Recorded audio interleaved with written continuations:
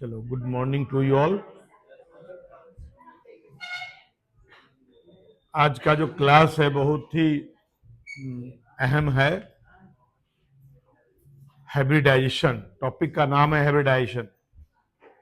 Valence bond theory कल पढ़ाए थे, और वैलेंस बॉन्ड थियरी जिसको नहीं आएगा उसको हाइब्रिडाइजेशन भी समझ में नहीं आएगा, ये तय बात है। आप कितना भी सर पीट लीजिए, आपको हाइब्रिडाइजेशन समझ में नहीं आएगा।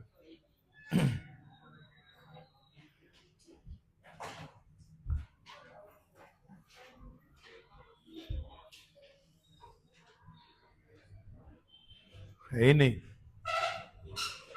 लेके चला गया वो।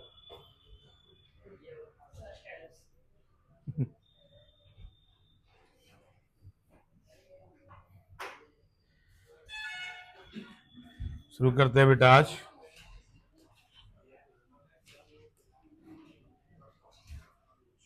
आज का क्लास जो थोड़ा सा समझना पड़ेगा, वी कूल, और इसके बाद तुमको हाइब्रिडाइजेशन का यूज ऑर्गेनिक में, इनऑर्गेनिक में, एवरीवेयर है। प्लीज, टॉपिक का नाम है हाइब्रिडाइजेशन। हाइब्रिडाइजेशन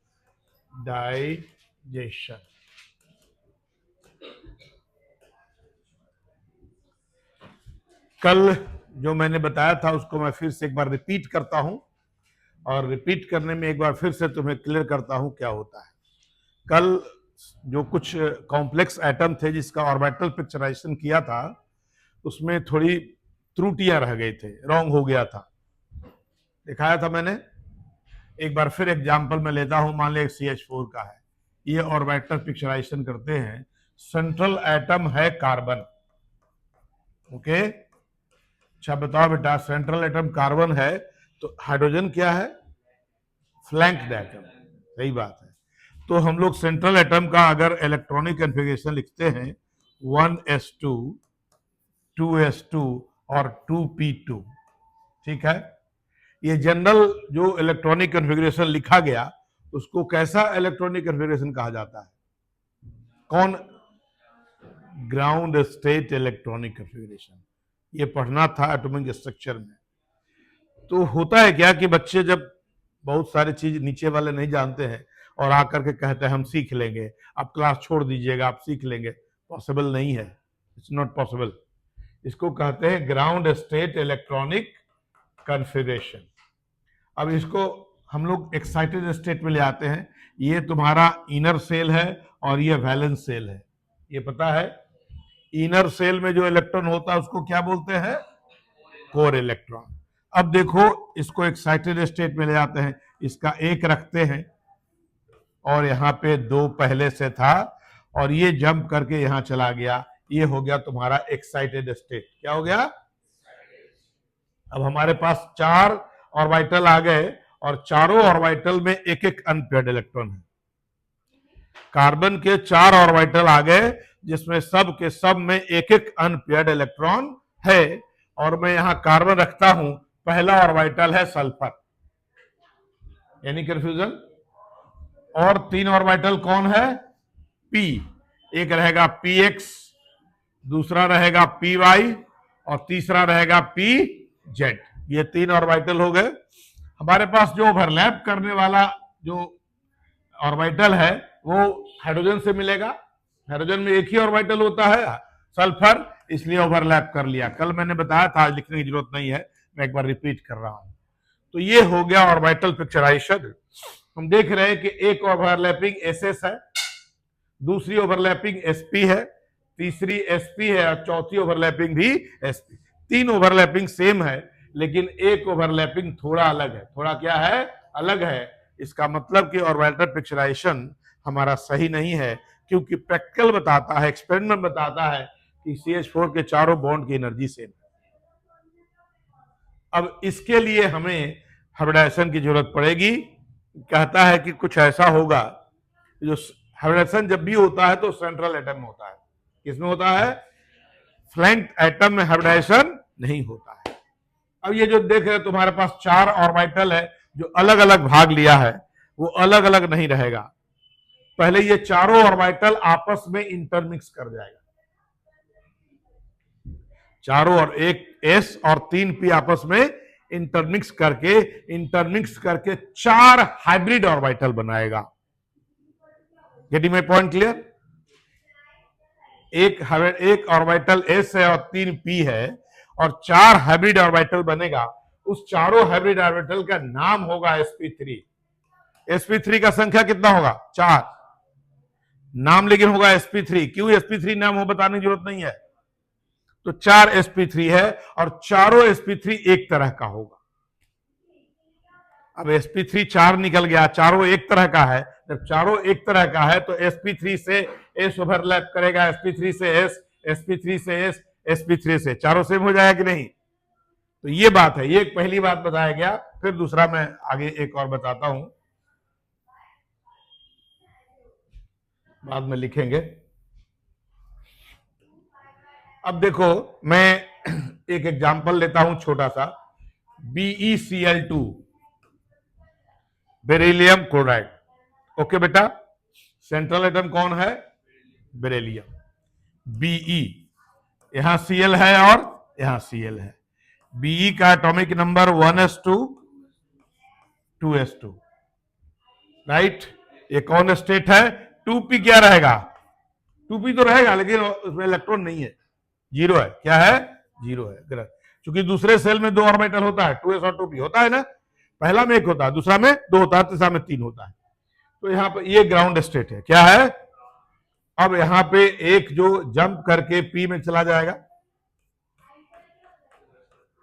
ना ये नहीं रहेगा, ये दोनों खाली है।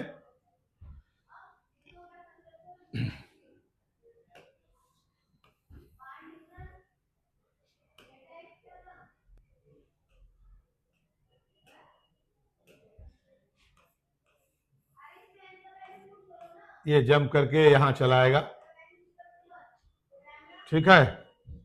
अब हमारे पास अगर तुम पुराने पिक्चर से ओवरलैपिंग कराओगे तो अलग हो जाएगा, क्योंकि बेरिलियम में एक तुम्हारा s ऑर्बिटल है और दूसरा p ऑर्बिटल है। दूसरा क्या है?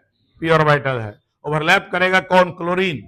क्लोरीन का कौन ऑर्बिटल ओवरलैप करता है? कल बताया था, p में pz जनरली करता है ना। तो pz ओवरलैप करेगा, तो ये देखो pz ओवरलैप कर लिया तो हो गया sp, यहां भी pz ओवरलैप कर लिया तो क्या हो गया? pp। अब देखो यहां sp है और यहां pp है, जबकि दोनों का बॉन्ड सेम है, फिर गलत हो गया।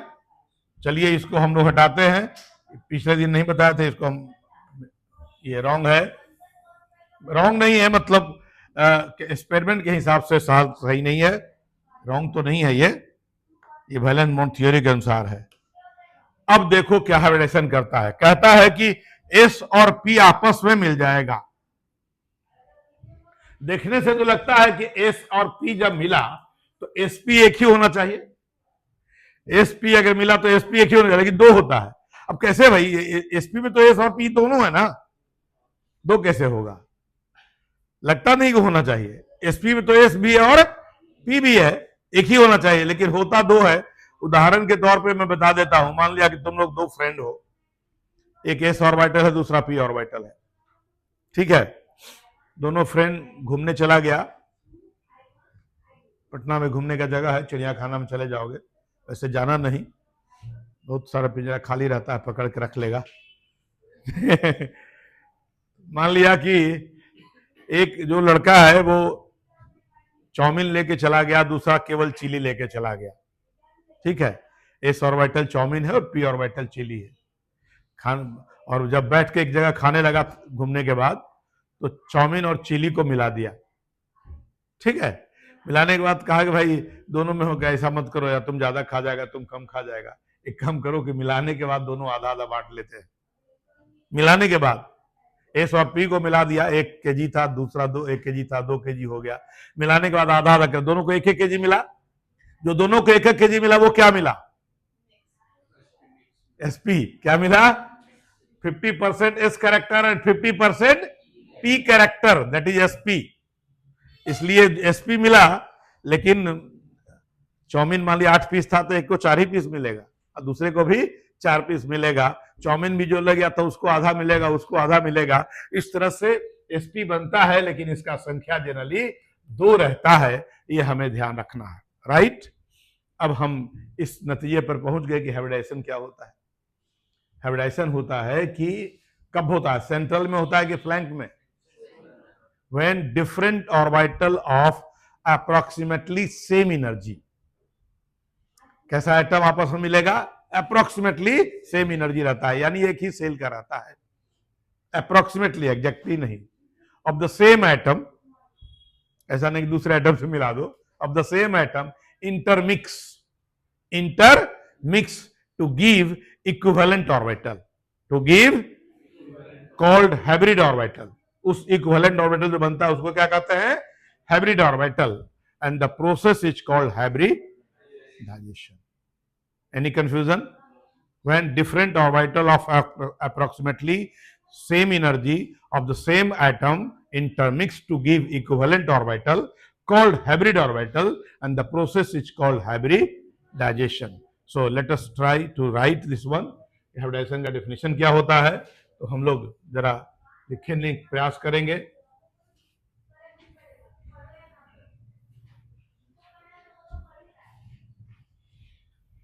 चलिए इसको सब हटा देता हूं।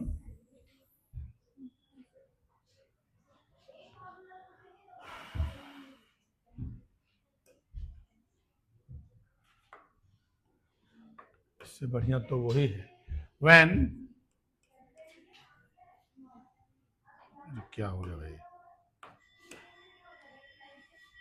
different orbitals approx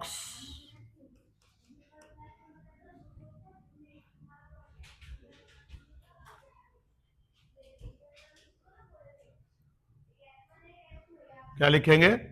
approximately, approx समझता है ना, लगभग, approximately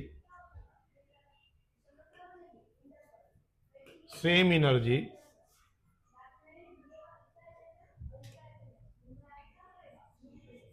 of the same atom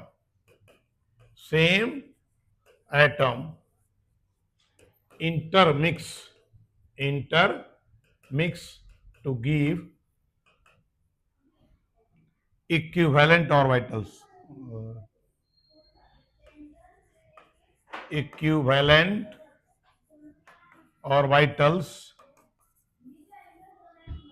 called hybrid orbitals,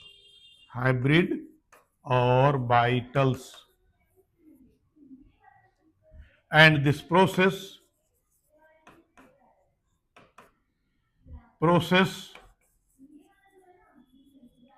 is called hybridization। पहले डिफिनेशन लिख लो, बाद में हम लोग कुछ करते हैं।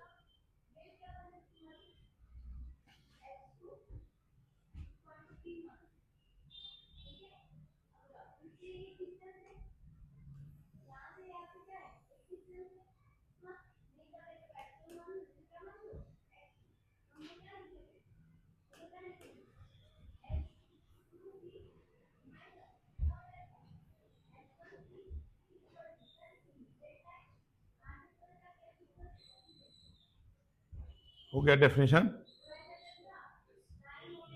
अब पैराग्राफ चेंज कर लिखोगे, the number of hybrid orbitals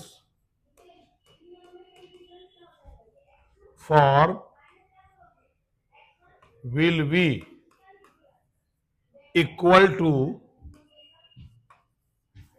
to the number of atomic orbitals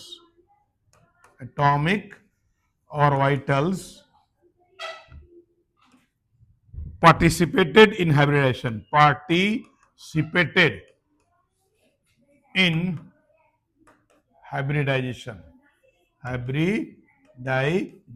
clear हो गया बेटा? जितना एटॉमिक ऑर्बिटल इंटरमिक्स करेगा उतना ही हाइब्रिड ऑर्बिटल बनेगा। मतलब कहने का मतलब अगर 2 एटॉमिक ऑर्बिटल इंटरमिक्स करेगा, हाइब्रिड ऑर्बिटल कितना बनेगा? 2।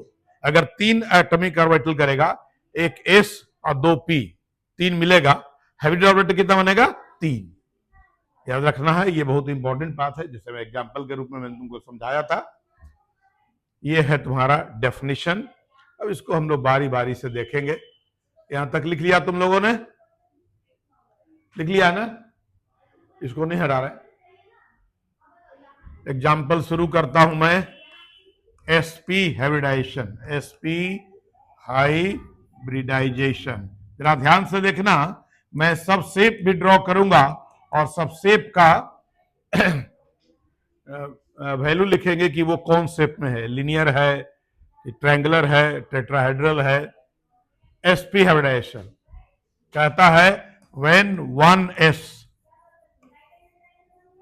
and 1p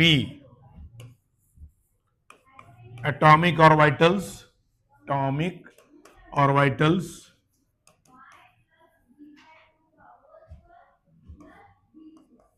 take part in hybridization.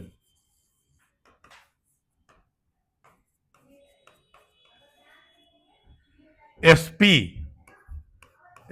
hybrid orbitals are formed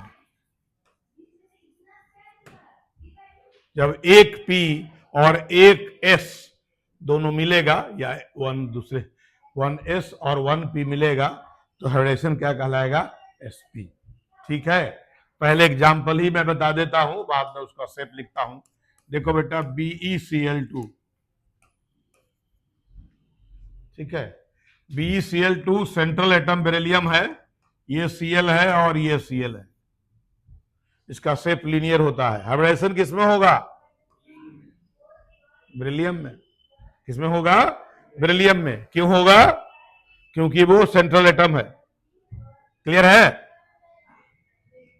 hello, sodium hybridisation किसमें होगा? हम में, तुम में, कि खड़े खम में? हैं? सेंट्रल एटम में नहीं। और Cl को क्या बोलते हैं? हाँ, Cl को क्लोरीन बोलते हैं। क्लोरीन कैसा एटम है? Central atom. तो फ्लैंक्ड एटम है। फ्लैंक मतलब किनारा होता है। ओके, तो बेरिलियम का इलेक्ट्रॉनिक कन्फिगरेशन में लिखता हूं। एटॉमिक नंबर कितना होता है बेरिलियम का? 5। सब गड़बड़ा देगा। 4, 1s2 2s2। ये 2p क्या रहेगा? 0 नहीं रहेगा। ये कैसा है? ग्राउंड स्टेट है। अब s को हम एक्साइटेड स्टेट मिला, p में 3 बॉक्स होता है, एक यहां चला गया, और देखो बेटा s और p मिलकर क्या बना देगा? sp। लेकिन sp का संख्या क्या होगा? 2। sp का कितने संख्या होंगे? 2। अब मैं इसको ड्रॉ करता हूं, पहले लिखो, ड्रॉ करता हूं फिगर से कैसे बनता है sp।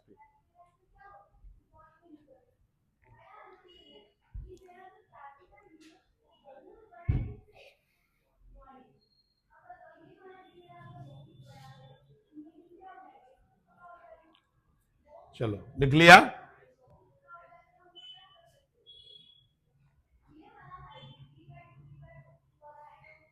देखो जरा, ये s ऑर्बिटल है और ये p ऑर्बिटल है, ठीक है। sp मिला, कितने sp बनेंगे? 2 sp। कैसे बनता है वो देखो। ये देखो, ये एक sp है, देह बड़ा है, मुंह छोटा है, sp है। एक और sp ऐसा ही बनेगा, 2 sp बनेगा ना। देखो ऐसा ही बनाते हैं। ये देखो मैं बना दिया, ये है 2 sp। तो अगर sp हाइब्रिडेशन बनेगा, दोनों बराबर होगा, हमारा बड़ा छोटा हो गया है। इसका स्ट्रक्चर क्या होगा? लीनियर। क्या स्ट्रक्चर होगा? लीनियर। और बॉन्ड एंगल कितना होगा? Good, 180 degree. और ये sp है और ये भी sp है, 2 sp है, स्ट्रक्चर होगा लीनियर बॉन्ड एंगल 180 डिग्री। तो क्या ये ऐसा रिलेशन BeCl2 में बनेगा? ऐसा रिलेशन BeCl2 में बनेगा कि नहीं? बेरिलियम में बनेगा ना? तो बेरिलियम में अगर ऐसा रिलेशन बनेगा, अगर तुमसे कहा जाए जो हम लोग फेल किया था BeCl2, उसको मैं लिख के बताता हूं। ये बेरिलियम है बेटा, तो बेरिलियम में एक sp 2 sp किसमें बना? बेरिलियम में। किसमें बना? बेरिलियम में। और ये sp है और ये sp है। अब तुम बताओ कि क्लोरीन का कौन ऑर्बिटल ओवरलैप करता है? p orbital. ठीक है, तो ये sp है। ये देखो, ये p ऑर्बिटल किसका है? सोडियम। बोलो किसका है p ऑर्बिटल है? ये मेरा है कि तुम्हारा है? किसका है ये? क्लोरीन का है। ठीक है, ये बेरिलियम है। और ये देखो यहां पर ओवरलैप कर गया, ये भी p है। देखो तो ओवरलैपिंग सेम है कि डिफरेंट है? sp p से ओवरलैप किया है, sp p से ओवरलैप किया है। पिछले बार गलत हो रहा था ना? इस बार गलत है कि सही है? सही है। हाइड्रेशन ने बता दिया कि अगर बॉन्ड का एनर्जी सेम है दोनों का, इसका मतलब ओवरलैपिंग भी सेम होगा। देखो ये पूरा BeCl2 का है। अगर तुमसे पूछा जाएगा कि BeCl2 का स्ट्रक्चर क्या है, तो बोलोगे लीनियर। क्या बोलोगे? किसी भी कंपाउंड का हाइब्रिडेशन निकाल करके उसका स्ट्रक्चर मालूम किया जाता है। समझे? ये तो बड़ा सिंपल मैंने शुरू किया है। ये देखो लीनियर स्ट्रक्चर है ना? लीनियर। ये टेढ़ा लंगड़ा है? लीनियर है, याद रखना। चलो हम लोग आगे देखते हैं। तो sp हाइब्रिडेशन आपको आसानी से समझ में आ गया। कोई दिक्कत है बेटा? बॉन्ड एंगल कितना रहेगा? 180 डिग्री। स्ट्रक्चर मैंने लिख दिया है। ओके, फिगर अपने दिमाग में नक्शा रखना पड़ेगा। दूसरा,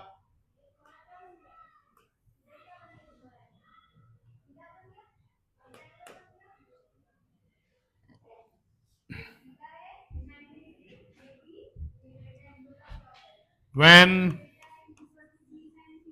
1s and 2p atomic orbitals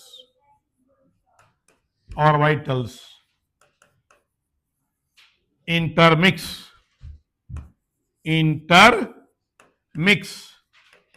क्या बनेगा? 3sp2। इस बार बनेगा sp2, 3sp2 hybrid orbitals are formed। एक s रहेगा और 2 p रहेगा, 3 sp2 बनेगा। मैं पहले फिगर ही बनाता हूं, देखो जरा ध्यान से। लिख लो। लिख लिया तुम लोगों ने? अभी नहीं हटाते हैं, लिख के रखे हुए हैं यहां पे। एक s ऑर्बिटल है और 2 p है। बाद में पढ़ेंगे कौन कौन ऑर्बिटल इंटरमिक्स करता है, अभी नहीं, अभी कंफ्यूजन होगा। हमारे पास sp2 एक नहीं 3 बनाना है। पिछले बार sp2 बना था, इस बार sp2 3 बनाना है। ये देखो कैसे बनेगा। ये सेंटर रहेगा, एक रहेगा ऊपर में ऐसे। ये देखो sp2 ऐसे हो गया। हेलो, 3 बनाना है हमको। दूसरा, ये देखो दूसरा हो गया। तीसरा, ये देखो 3 sp2 है। और जब 3 sp2 बनेगा, ये भी sp2 है, ये भी sp2 है। बोलो बेटा स्ट्रक्चर क्या होगा? Triangular planar. ट्रायंगुलर एक प्लेन में है और ट्रायंगल टाइप का है कि नहीं? तो अगर ये sp2 है, ये sp2 है और ये sp2 है, 3 sp2 बना। स्ट्रक्चर लिखेंगे ट्रायंगुलर प्लेनर। बॉन्ड एंगल कौन बताएगा? 120 डिग्री। सही बात है ना इजी। अब देखो जरा एग्जाम्पल मैं ले लूं BCl3 का। सेंट्रल एटम बोरोन होगा,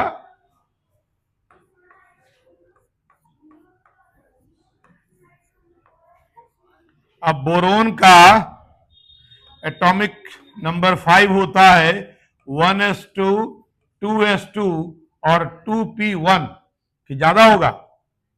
इतना ही होगा ना। ग्राउंड स्टेट है, कैसा ये?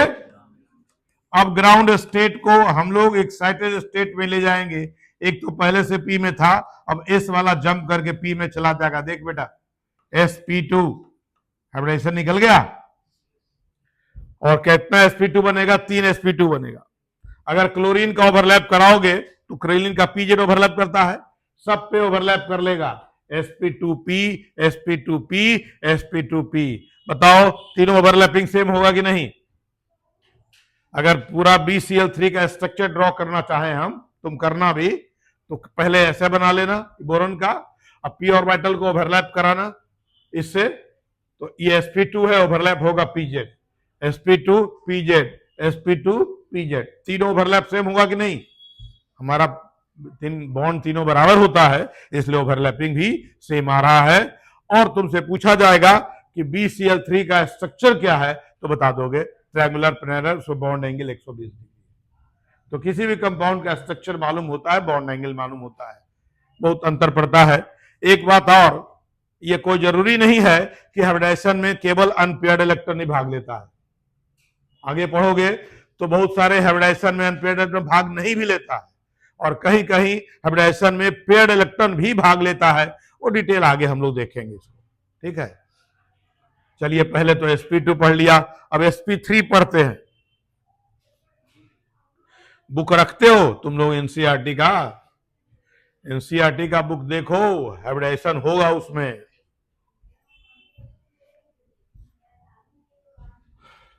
धीरे धीरे बताते हैं। केमिकल बॉन्डिंग चैप्टर में मिलेगा तुमको hybridisation, chemical bonding chapter.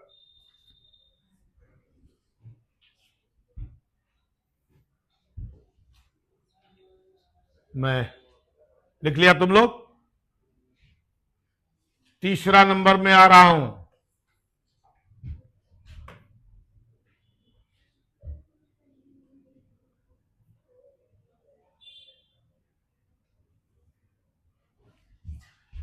sp3 hybridisation.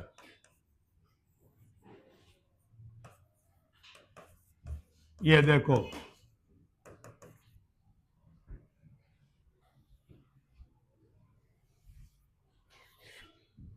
Right, sp3 hybridization when 1s and 3p, p atomic orbitals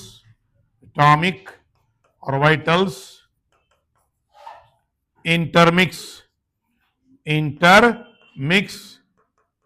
4 sp3 hybrid orbitals are formed। चलो, अगर एक एस और 3 पी रहेगा तो sp3 तो बनेगा ही, लेकिन उस sp3 का संख्या 4 होगा। क्या होगा? 4 होगा। वो हम लोग देखेंगे, पहले लिख लो। ऊपर सब लिख लिया हो तुम लोग ना?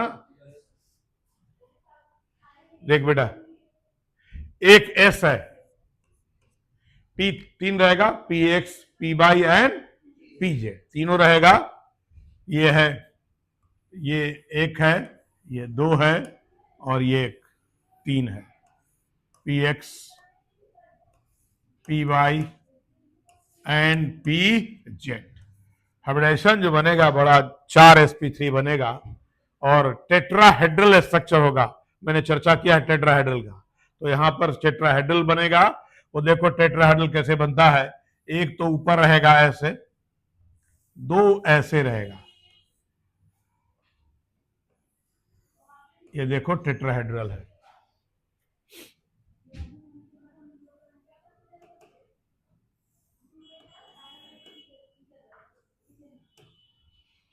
ठीक है, यहां कार्बन है, मान लिया कि ये sp3 है, तो ये भी sp3 है, ये भी sp3, 4 sp3 होगा। स्ट्रक्चर क्या बोलेंगे? Structure tetrahedral. बॉन्ड एंगल कौन बताएगा? वाह, 109 डिग्री 28 मिनट। कहीं कहीं बुक में 109.5 रहेगा, तो कोई दिक्कत नहीं है, क्योंकि 60 मिनट का 1 डिग्री होता है, आधा 30 होता है 0.5, तो 30 के आसपास पहुंचा हुआ है 28, इसलिए 109.5 लिखा रहेगा, तो कंफ्यूज नहीं करना है। ये तुम्हारा बॉन्ड एंगल हो गया। अब तुमको अगर एग्जाम्पल ले, बेस्ट एग्जाम्पल अपना CH4 है। कार्बन का एटॉमिक नंबर 6 होता है, 1s2, अभी किए भी थे, 2s2 और 2p2। ये ग्राउंड स्टेट है। एक्साइटेड स्टेट में क्या होगा? ये sp3 बन जाता है, और सब पे हाइड्रोजन ओवरलैप करेगा, s s और s। तुम CH4 का भी एग्जाम्पल बना सकते हो। सब पे क्या लगा दोगे? लड्डू लगा देंगे, तो सबका ओवरलैपिंग सेम होगा कि नहीं? sp3s sp3s sp3s। क्या युवराज, समझ में आ रहा है? नहीं ना? तो तुम्हारे घर समझाने जाएं, बगल वाले को पूछो तो समझ में आ रहा है? आ रहा है? तो उसको क्यों समझ में आ रहा है? क्यों समझ में आ रहा है? अच्छा ठीक है, स्कूल जाने की वजह से जो भी हो, अब स्कूल का, और बहुत सारे बच्चे हैं जो स्कूल में CBSE में पढ़ते हैं, और CBSE में पढ़ने के लिए इतना टाइम नहीं देना पड़ता है। CBSE में और भी सारे लड़के यहाँ पर CBSE में ही पढ़ते हैं। हेलो, तुम किस CBSE में पढ़ते हो ना? कहाँ एब्सेंट होती है? कौन CBSE स्कूल है तुम्हारा इतना प्रॉब्लम है भाई? हाँ, क्लास छोड़ दे। और अगर ये समझ में आया तो केमिस्ट्री खत्म, 0 माइनस, जान लो। है बड़ा है थोड़ा, अभी तो हम शुरू किए हैं। लिख लिए ना? नीचे करते हैं। अरे कितना देर करते हो भाई तुम लोग लिखने में?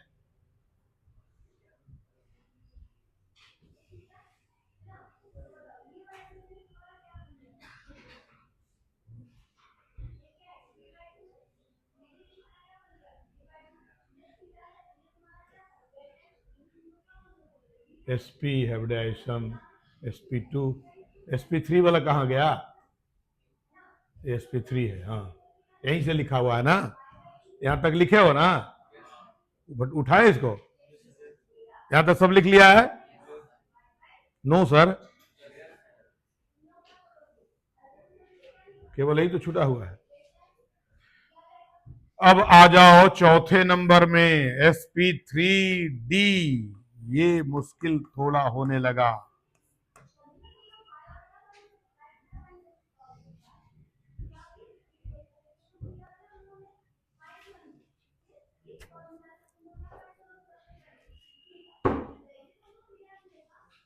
समझ में आ रहा है? आ रहा है? वाह, तुम लोग खुद से लिख सकता है। When 1s 3p and 1d atomic orbitals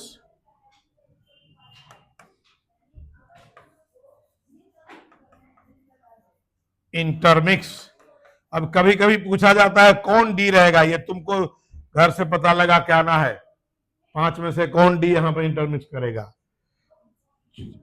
5 हो जाएगा ना? अभी नहीं, अभी मत, नहीं बोलने का, घर में जाके पढ़ने का है ना? सही है। 5 sp3d hybrid orbitals are formed, are formed. देख लो, अब जो स्ट्रक्चर है थोड़ा कॉम्प्लेक्स होने लगेगा, इसको सीधा करने के लिए अलग से बनाते हैं। तो sp3 तक तो खिंचा गया, थोड़ा कॉम्प्लेक्स होगा। कॉम्प्लेक्स इन सेंस में जो हम लोग छोटा जो बनाते हैं वो लिखने में थोड़ी परेशानी होती है, लिखा जा सकता है। देखो एक s है ऐसा, और ये p और ये p3 है, और एक d ऑर्बिटल रहेगा। ठीक है, मैं नहीं लिख रहा हूं यहां पे, d ऑर्बिटल रहेगा। मैं कुछ नहीं बोल रहा हूं कौन d ऑर्बिटल भाग लिया जाएगा, बुक में लिखा रहता है। अब हमारे पास sp3d कैसे बनता है? Trigonal by pyramid. एक प्लेन में ट्राइगोनल रहेगा, एक ऊपर रहेगा और एक, समझ रहे हो, ट्राइगोनल तो समझता है, ट्रायंगल, ऐसे ट्रायंगल रहेगा, एक ऊपर रहेगा और एक नीचे रहेगा। Trigonal by pyramid. जब देखो मैं ड्रॉ करके देखता हूं, ये है ट्राइगोनल,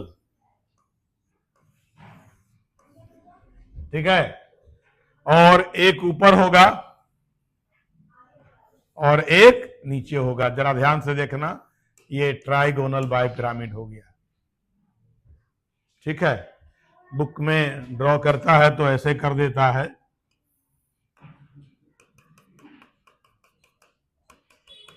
मान लिया कि यहां P है,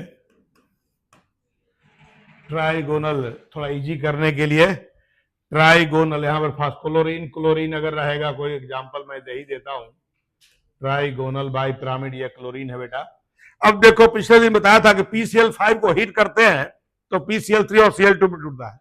ये शेप देखो जरा ध्यान से, एक प्लेन में 3 क्लोरीन है और 2 क्लोरीन उस प्लेन में नहीं है, वो प्लेन से बाहर है। मान लिया कि लकड़ी का तुम ऐसा शेप बनाओ, एक तख्ता मोटा लो, ट्रायंगल बना लो, और उसके अंदर में होल करके एक लंबा सा पतला सा ऊपर कर दो, नीचे कर दो, और तुम उसको पटक के देखो, टूटेगा कौन पहले? ऊपर नीचे वाला नहीं। पिछले दिन देखा था बॉन्ड बना था, 2 सिंगलेट बॉन्ड।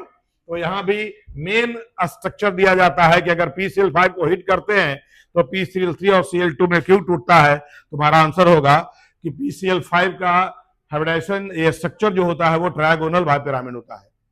3 जो क्लोरीन है वो इक्विटोरियल में रहते हैं, और 2 जो होते हैं वो एक्सियल में होते हैं। 2 जो होते हैं वो एक्सियल में होते हैं। तो एक्सियल वाला इजीली टूट सकता है, इक्वेटोरियल वाला जल्दी नहीं टूटता है। You understand equatorial and axial? तुम पृथ्वी के बारे में आइडिया है कि इक्वेटर क्या होता है और एक्स है ना, विषुवत रेखा और देशांतर रेखा, राइट। तो ये है तुम्हारा स्ट्रक्चर हम लिखते हैं यहां पर। स्ट्रक्चर क्या लिखेंगे? Trigonal what bipyramid. Good. और बॉन्ड एंगल कौन बताएगा? 120 डिग्री एंड 90 डिग्री, याद रखना। 2 तरह का होगा, यहां 120 होगा और ये प्लेन से बीच में 90 हो जाएगा। 2 तरह का डिग्री होगा यहां पे। 180 नहीं, 180 डिग्री नहीं होता है। वो 180 डिग्री कैसे होगा? वो नहीं होता है ना वहां शेप में, तो सॉलिड हो जाता है ना, वो कहां से होगा? 2 ही तरह का एंगल निकालेंगे। ये प्लेन हो गया सॉलिड में, ये सॉलिड एंगल है, नॉट प्लेन। चलिए तो एग्जाम्पल ले लेता हूं, किसका? PCl5 का। क्या तुम लोग लिख सकता है? फास्फोरस का एटॉमिक नंबर कितना? 15। 1s2 2s2 2p6 10 हो गया। 3s2 3p3 3d0। 3d में इलेक्ट्रॉन नहीं होगा। 15 हो गया, देख लो, गिन लो। अब s के पास 2 है, अब p के पास ऑलरेडी पहले से 3 भरा हुआ बेटा, तो s वाला p में कैसे जाएगा? कहां जाएगा? d में जाएगा। d में 5 बॉक्स होता है, यहां चला गया। और हाइब्रिडेशन का नाम हो गया sp3d। को लगता है समझ में आ रहा है? हो गया, और क्या इतना समझ में आएगा, शेप जानना है। सिंपल आसानी से निकलेगा, सिंपल निकल जाएगा तो डिफिकल्ट भी मैं बता दूंगा। तो सिंपल बन जाएगा तो डिफिकल्ट बनाने में आसान होता है, अगर बेसिक आइडिया है।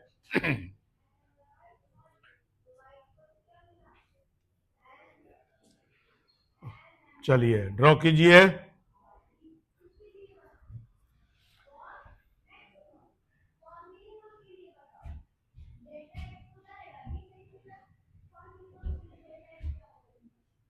पांचवा हो गया ना, sp3d2।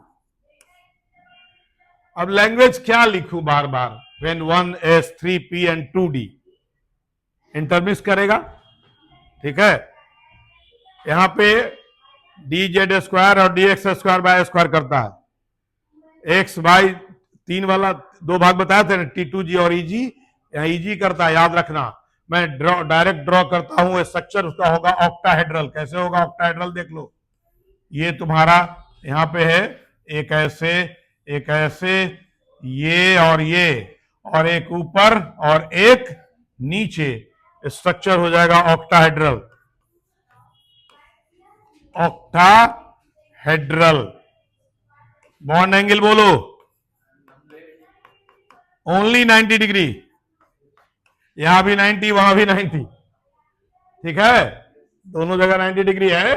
अब देखो जरा उसको, ऑक्टाहेड्रल का शेप तुम जानता है बेटा, ये हम वैसे हम लोग कर देते हैं ऐसे करके, ये शेप जो होता है वो ऑक्टाहेड्रल होता है, पढ़ा है ना, this is the octahedral shape.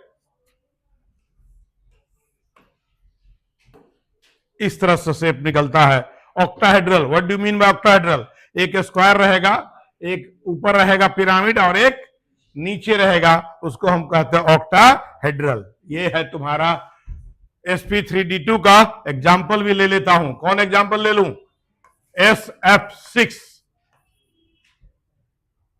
Hello, singlet bond बनता था, याद है, s का atomic number 16, 1s2, 2s2, 2 piece, कितना 6 कर दे, बिल्कुल सही बात है। 3s2 कर दूं, 12 हो गया, और 3p4 कैसा स्टेट है, ग्राउंड स्टेट। अब चलो हमारे पास P वाला भी 4 हो गया है, तो P वाला भी जाएगा D में और एक S वाला जाएगा।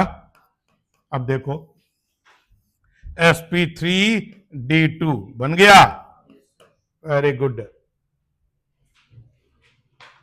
हेलो, पांचवा भी बता दे, एनसीईआरटी में है, sp3d3 है एनसीईआरटी में, देख लो है किताब उसके पास, बता तो दे रहा हूं। DSP2 भी होता है, अलग तरीके का होता है, बाद में डिस्कस करेंगे। एक DSP2 भी होता है, स्क्वायर प्लेनर होता है। कहां तक है, sp3d2, sp3d3 नहीं है, उल्टो होगा। अरे फिर क्या उलट, उसके बाद क्या उलटता है, होगा तो वही होगा। sp3d2 तक है ना, हाँ उसकी जरूरत पड़ती नहीं है, हम लोग कर लेते हैं। 3 4 5 6, sp3d3, इसमें d जो है वो dxy dyz dzx वाला काम करता है, याद रखना। अभी सबको नहीं हम बता रहे हैं, किताब उलट के देखिएगा, पढ़िएगा, तब क्लियर होगा। और देखो यहां पे स्ट्रक्चर जो होगा, पेंटागोनल बाय पिरामिड, ये देखिए,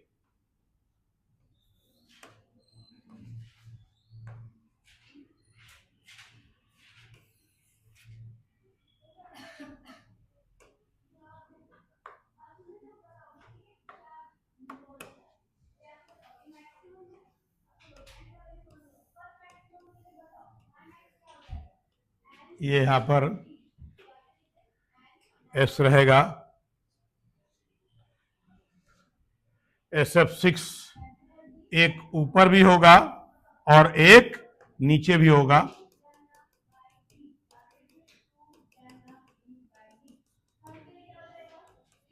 एग्जाम्पल में भी IF7 होता है बेटा।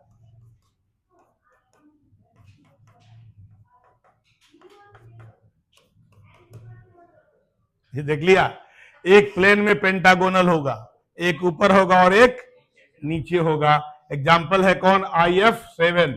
IF7 क्यों नहीं है? इसका हम लिख ही देते हैं। आई का एटॉमिक नंबर होता है 53। याद है कुछ?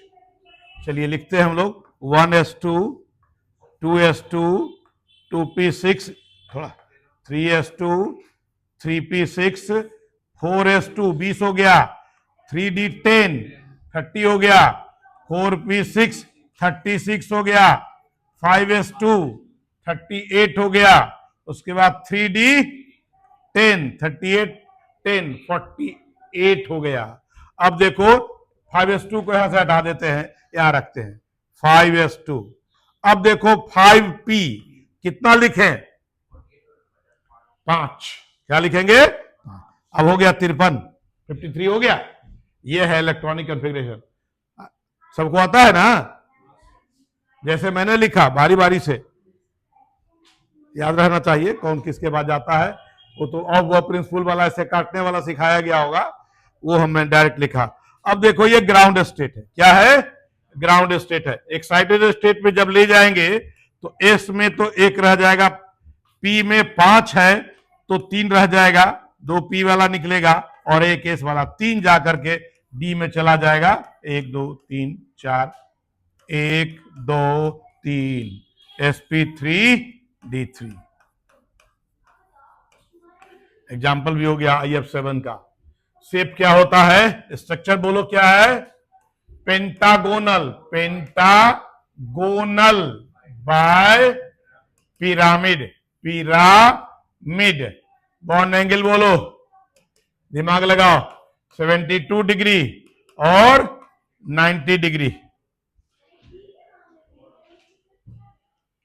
नहीं 72 होगा।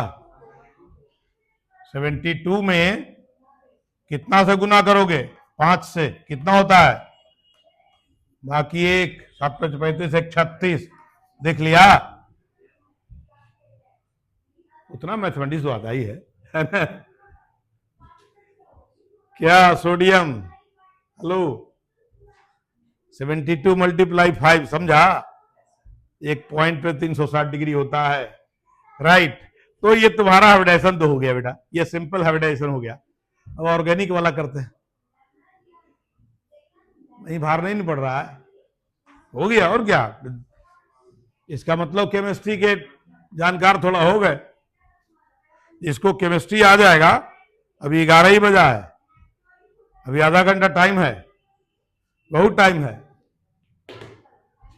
कल मैंने सब कुछ प्लान बना दिया था, कल ही प्लान बना दिया था। कल नहीं समझते तो ये नहीं समझते, है ना? जैसा आज लोग कल नहीं आए हैं तो अपना देख रहे हैं ऐसे करके, है ना? क्लियर?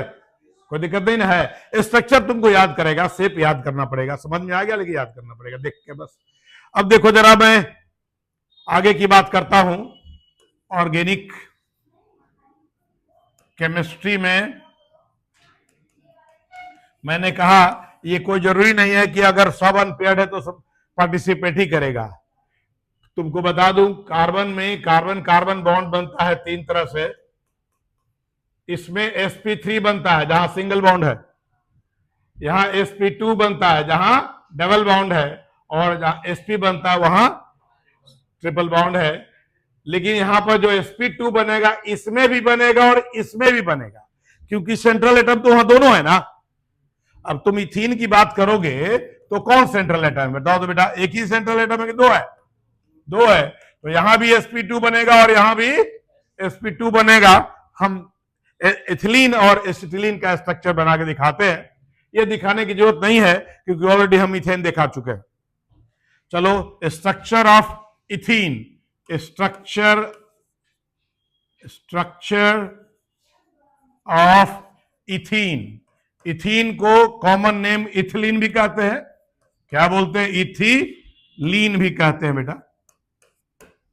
चलिए हम दिखाते हैं। ये कार्बन का एटॉमिक नंबर होता है 6, 1s2, 2s2 और 2p2। जरा ध्यान से रखता, ये ग्राउंड स्टेट है।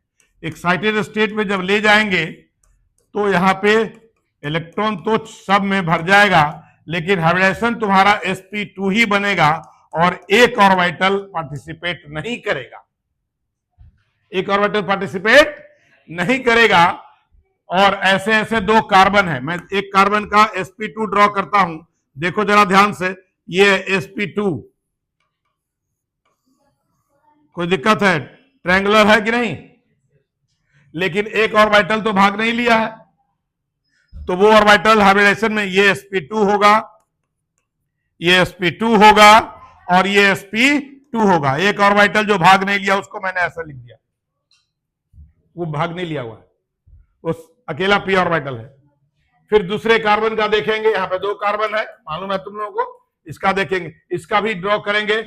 एक sp2 ऐसे हुआ, एक sp2 ऐसे हुआ और एक sp2 ऐसे हुआ।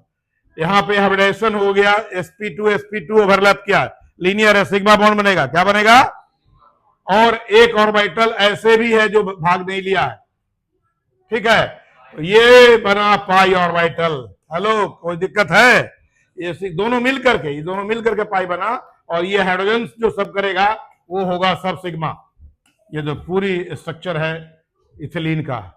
Any confusion?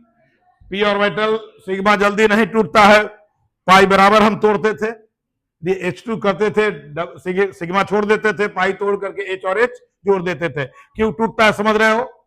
वीक है, लैटरल ओवरलैपिंग है। पाई बॉन्ड का डिफिनेशन है, पाई बॉन्ड लिखवा चुके हैं, द बॉन्ड, जो नहीं आते हैं उनको, form by the lateral overlapping of atomic orbitals, atomic orbitals. देखो lateral, what do mean by lateral? ऐसे, या उसको दूसरे शब्दों में साइडवेज भी कहा जाता है ना, साइडवेज ओवरलैपिंग या लैटरल ओवरलैपिंग।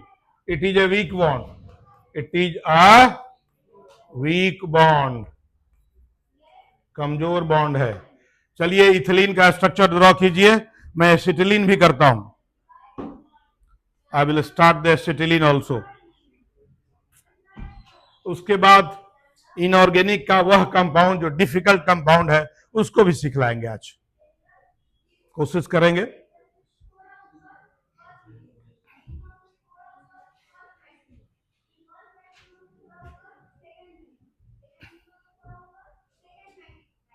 अभी भी कुछ लड़का जिसको जो पढ़ना चाह रहा है उसको एटॉमिक नंबर भी याद नहीं है, कुछ लड़के को इलेक्ट्रॉनिक कॉन्फ़िगरेशन भी याद नहीं है, कुछ जो लड़के हैं जो पढ़ना चाहते हैं उनको सब याद है।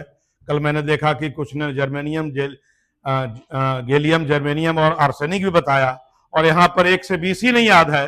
अब वो अपने आप को किस एंगल में रखते हैं वो अपना समझे, और उन्हें शर्म आती है या नहीं आती है, आनी चाहिए थोड़ी सी शर्म। ड्रॉ कर लिया बेटा, समझ गया ना कैसे होता है पाई बॉन्ड, कैसे p ऑर्बिटल छूटता है, देख लिया नहीं है?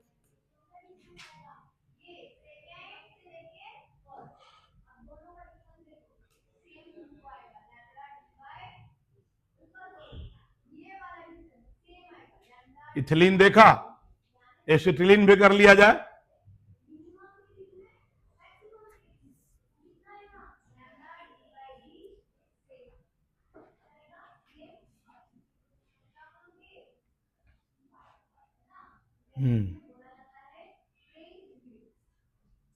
ओवरलैप दिखाओ ऐसे। ओहो, कल जो वो वाला रूम में है वो ऐसे नहीं होता, वो ठीक है, थोड़ा सा बोर्ड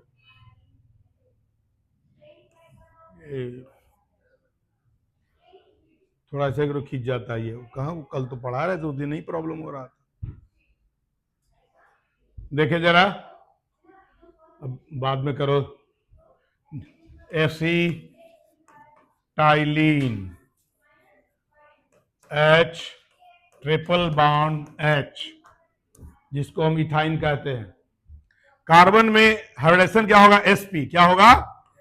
ये देखो 1s2 2s2 और 2p2, ये ग्राउंड स्टेट है। एक्साइटेड स्टेट में ले जाता हूं,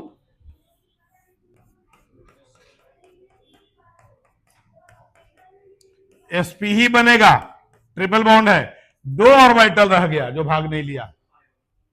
अब sp का स्ट्रक्चर तो लीनियर होता है, sp का स्ट्रक्चर क्या होता है? लीनियर। ये ऐसे और एक ऐसे, एक हो गया, और एक ऑर्बिटल ऐसे दिखाया और दूसरा कैसे दिखाऊं? ये देखो दिखाने का तरीका होता है, ऐसे दिखाते हैं, राइट। अब देखो इसका यहां पर रखते हैं, एक sp, दूसरा sp, एक तो सीधा दिखाया और जैसा वो दिखाया था पैरेलल। ये देखो बेटा, ये दोनों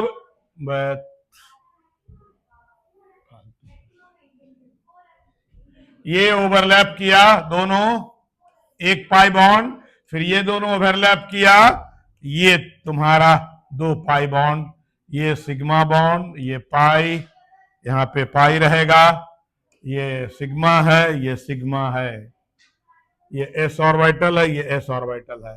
this is the acetylene structure. Linear structure हो जाता है, सिलिंड्रिकल टाइप का स्ट्रक्चर होता है, इसलिए रिएक्टिव कम होता है। क्लास में चर्चा मैंने किया था, एसिटिलीन लेस रिएक्टिव होता है अल्काइन देन अल्कीन। कॉज है स्ट्रक्चर, कॉज क्या है? सिलिंड्रिकल स्ट्रक्चर होता है, वो जल्दी से टूटता नहीं है, इसलिए कम रिएक्टिव होता है। ये तो हो गया तुम्हारा, ऑर्गेनिक भी हो गया, ठीक है, ड्रॉ कर लो। एक चीज और देखना बेटा, कभी कभी तुमको ऐसे ऑर्गेनिक आएंगे तो थोड़ा परेशान होने की जरूरत है। तुमको मैंने कहा यहां sp2 होगा और यहां भी sp2 होगा, यहां पर क्या होगा बीच में?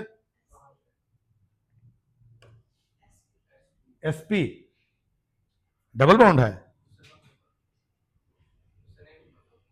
उससे मतलब नहीं है, ठीक बोल रही है, वहां पे sp होगा। इसका पूरा ड्रॉ करके हमको दिखाना, होमवर्क नहीं मिलेगा, बताएगा नहीं होगा, मैं बतलाऊंगा। ठीक बोली, sp होता है वहां पे, जब दोनों साइड में डबल बॉन्ड होता है, पॉसिबल नहीं है sp2 उसमें।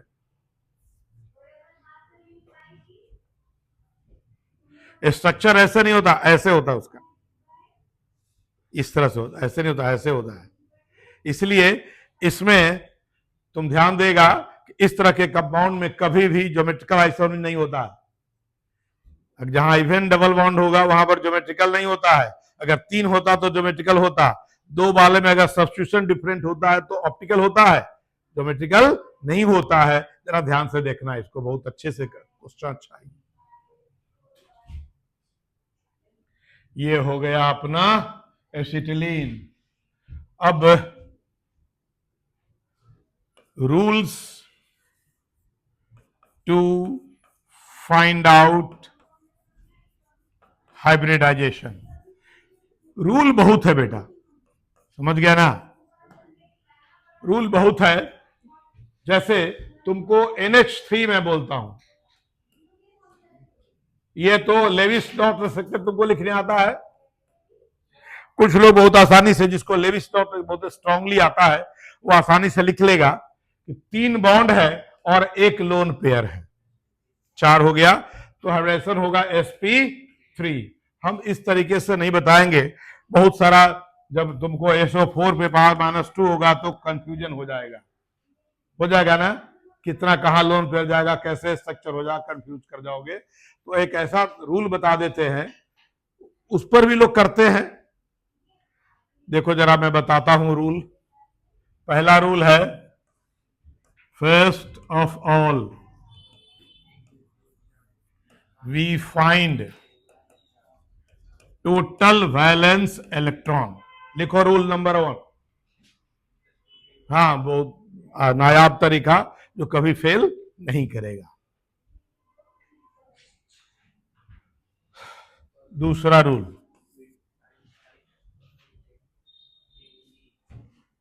टोटल वैलेंस इलेक्ट्रॉन, तुम लिख लेना टीवी का full form total valence electron, करके दिखाएंगे बाद में। दूसरा है वी फाइंड टोटल बॉन्ड, ठीक है, स्मॉल भी लिखो, बॉन्ड, टोटल बॉन्ड बराबर होता है टोटल एटम्स -1। यहां पर 4 1 5 एटम है, 5 में से 1 घटाओगे तो 4 बॉन्ड मिलेगा। टोटल बॉन्ड निकालना है, फिर total electrons involved in bonding बराबर हो जाएगा टीबी मल्टीप्लाई 8, और डबलेट के केस में टीबी मल्टीप्लाई 2। जहां डबलेट होगा वहां 2 से गुना करना पड़ेगा, जहां ऑक्टेट बनेगा वहां 8 से गुना पड़ेगा। तो जितना बॉन्ड मिलेगा उसमें 8 से गुना कर देना। उसके बाद रूल है total lone pair,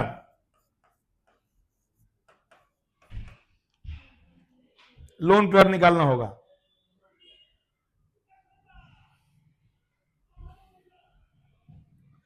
lone pair Lalu Prasad ji हैं, एलपी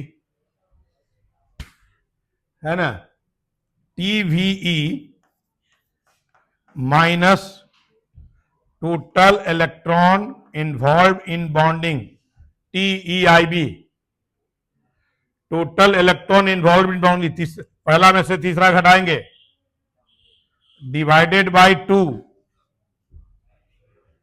ये फॉर्मूला हुआ। पहला total valence electron involve in bonding वाला माइनस कर देंगे और उसमें 2 से डिवाइड कर देंगे। चौथा नंबर, पांचवा, टोटल और वाइटल, टोटल और वाइटल बराबर हो जाएगा TB total bound plus LP, LP. उसके बाद छठा नंबर में हाइब्रिडाइजेशन मालूम कर लेंगे, हाइब्रिडाइजेशन, ये रूल है।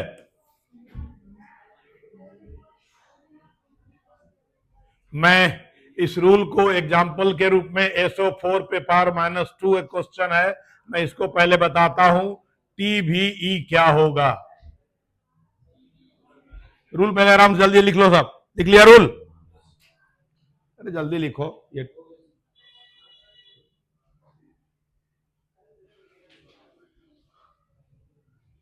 लिख गया ना रूल? हो गया? देखो, सल्फर का वैलेंस इलेक्ट्रॉन होता है 6, ऑक्सीजन का भी 6 होता है। कितना ऑक्सीजन है यहां पे? 4, 4 से गुना करेंगे, 4 मल्टीप्लाई 6 प्लस -2 है तो क्या कर देंगे? 2 ऐड कर देंगे। क्या करेंगे? ऐड करेंगे। पता है ना, माइनस में इलेक्ट्रॉन ऐड करते हैं, अब प्लस रहता तो माइनस कर देते। टोटल कितना हो गया बेटा? 32 हुआ? नहीं हुआ? 6 5 30 और 2 32। अब दूसरा है टोटल बॉन्ड निकालना है, 4 1 5 एटम है, उसमें से 1 माइनस कर दोगे, कितना हो गया? 4। Total bond, total electron involve in bonding 4 multiply 8, octet पूरा हो रहा है, 32। टोटल लोन पेयर 32 माइनस 32 बटा 2, 0 हो गया, यहां लोन पेयर नहीं है। टोटल और वाइटल, टोटल बॉन्ड कितना है? 4 प्लस 0, क्या हो गया? 4। जब 4 होगा तो हाइब्रिडाइजेशन क्या होगा? sp3। बड़ा इजी है नहीं? अगर 2 रहेगा और वाइटल sp 3 रहेगा sp2, 4 रहेगा sp3, 5 रहेगा sp3d, 6 रहेगा तो sp3d2, और 7 रहेगा तो sp3d3। कोई दिक्कत है क्या? क्यों नहीं दूसरा दे? क्लियर हो गया? क्वेश्चन दे? नहीं दे? लग रहा है कंफ्यूज कर रहे हो क्या?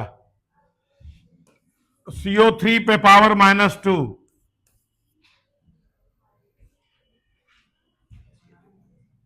निकालो जल्दी, इजी है।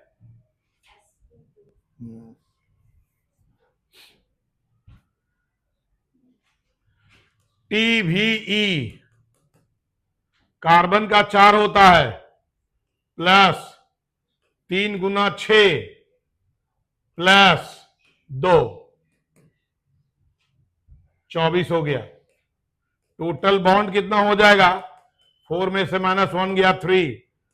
Total electron involve in bonding 3 × 8, यहां भी लोन पेयर नहीं है, 24, मतलब कि यहां भी लोन पेयर नहीं होगा। तो 3 बॉन्ड है sp2, ठीक है। अंकित समझ रहा है? नहीं समझ रहा है? हेलो, टीवी बना, अरे टोटल एटम में से -3 ऑक्सीजन है, ये 5 SO4 में 5 है, क्या है, कहां से पकड़ा के आए हो? 4 ऑक्सीजन 1 सल्फर, 5 में से 1 घटा देंगे, 4, यहाँ 3 1 4 है, 4 में से 1 घटा देंगे। इसमें तो दिमाग ही नहीं लगाना है, जिसका नहीं भी दिमाग है उसका भी काम कर जाएगा। 3 को 8 से गुना कर दिया, 24, ठीक है। अब इलेक्ट्रॉन निकाल लो, ऑर्बिटल निकाल लो, lone pair, total lone pair 24 - 24/2 0, orbital हो जाएगा तुम्हारा 3 बॉन्ड प्लस 0, 3 हो गया, sp2 हो गया।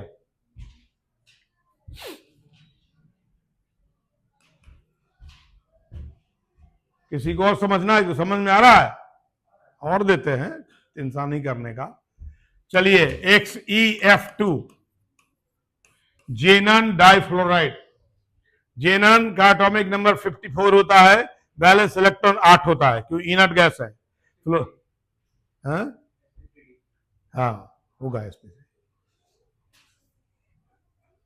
निकालो जल्दी से।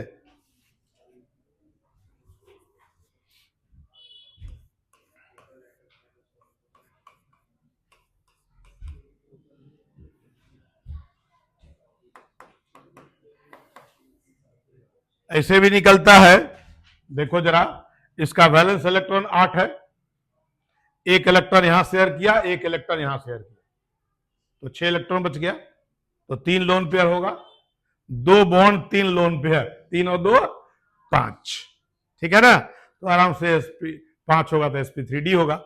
लेकिन ये तरीका, ये तभी जानकारी मिलती है जब आप बहुत स्मार्ट हो जाते हैं। बहुत सारा कंफ्यूजिंग कंपाउंड मिल जाएगा माइनस प्लस वाला, तो ये दिक्कत करेगी आपको, इसलिए हम आसान तरीका निकाले हैं। सबसे पहले निकालिए TVE, 8 हो गया प्लस 7 गुना 2 कितना हो गया? 14, और 8 कितना होता है? क्या लड़का है, 14 और 8 22 बोलने में भी बहुत देर लगता है, नहीं देर लगता है ना? बोल दिए थे पहला। दूसरा रूल है TB, बोलो TB क्या होगा? Total bond. हेलो अंकित, TB बोलो, कितना एटम है उसमें? 3 हो गया, 3 एटम है ना, 3 - 1 कितना हुआ? 2। Total electron involve in bonding 2 × 8 16 ही हो गया। अब देखो यहां पे लोन पेयर निकल जा रहा है, 22 - 16 डिवाइडेड बाई 2, ये देखो 3 लोन पेयर हो गया, देख लिया। ऑर्बिटल 2, बॉन्ड 2 है, लोन पेयर 3 है, 2 + 3 कितना हुआ? 5, sp3d, ठीक बताया उसने। वैलेंस बॉन्ड थियरी पढ़ोगे तो ठीक है, valence electron pair repulsion theory जब पढ़ते हैं बेटा, तो ये पढ़ते हैं, ये Xe है, याद रखना, यहां F होता है और यहां F होता है, ये लोन पेयर होता है इक्वेटोरियल पर, इसलिए हाइब्रिडाइजेशन तो sp3d है, लेकिन स्ट्रक्चर लीनियर होता है, इक्वेटोरियल वाला सब खत्म हो जाता है। पढ़ेंगे वैलेंस से इलेक्ट्रॉन पेयर रिपल्सन थियरी, ठीक है। ओके, तो अपना ये हो गया, निकल गया। दूसरा दो, हाँ, NO2 NO3 पे पावर माइनस, ये देते हैं। चलिए माइनस बनाइए, टाइम है अपने पास? नहीं होगा टाइम, होना नहीं चाहिए। हाँ 2 मिनट है, 28 हो रहा है, काम हो गया, हो गया हाइब्रिडाइजेशन। अब हाइब्रिडाइजेशन होने के बाद धीरे धीरे तुम valence bond theory, valence shell electron pair repulsion theory पढ़ लेंगे, एमओ डायग्राम पढ़ लेंगे, डाइपोल मोमेंट पढ़ लेंगे, हाइड्रोजन बॉन्डिंग पढ़ लेंगे। ये 4 टॉपिक पढ़ने के बाद बॉन्डिंग समझ में आ जाएगा।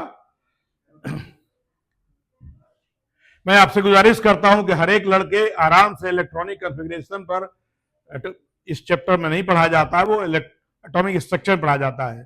दिक्कत नहीं ना इलेक्ट्रॉनिक कॉन्फ़िगरेशन में, क्वांटम नंबर में दिक्कत है?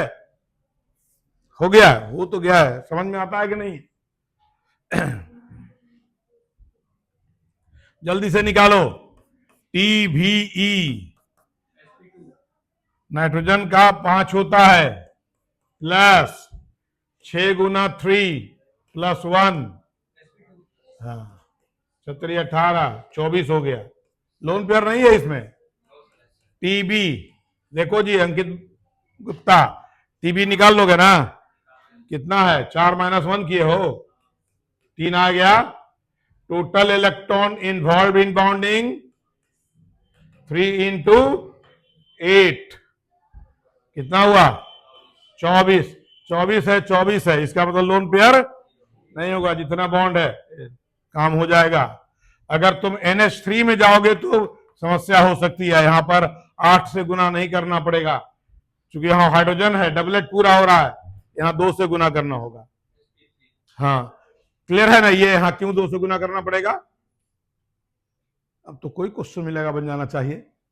और हाइब्रिडाइजेशन अगर पांचों का स्ट्रक्चर बताया हुआ है, sp का linear, sp2 triangular planar, sp3 tetrahedral, sp3d trigonal by pyramid, sp3d2 octahedral and sp3 pentagonal by pyramid.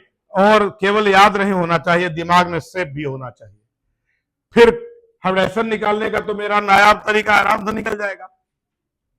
अब पूरा कंपाउंड तुम्हारे दिमाग में ऑर्गेनिक और इनऑर्गेनिक दोनों क्लियर हो रहा है ना?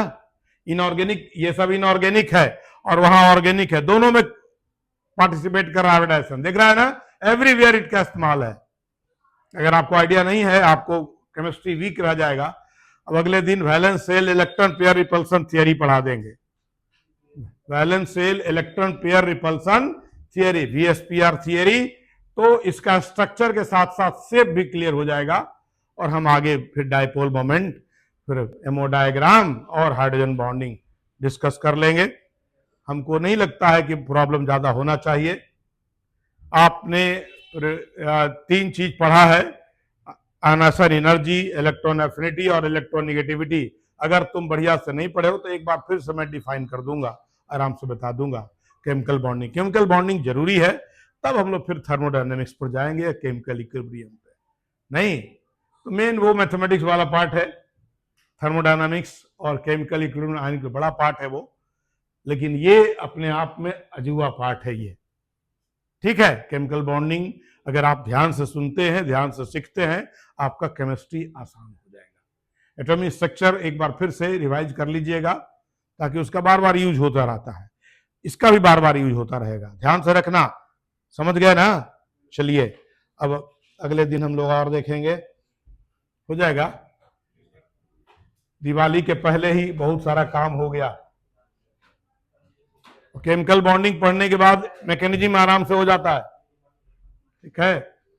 Thank you.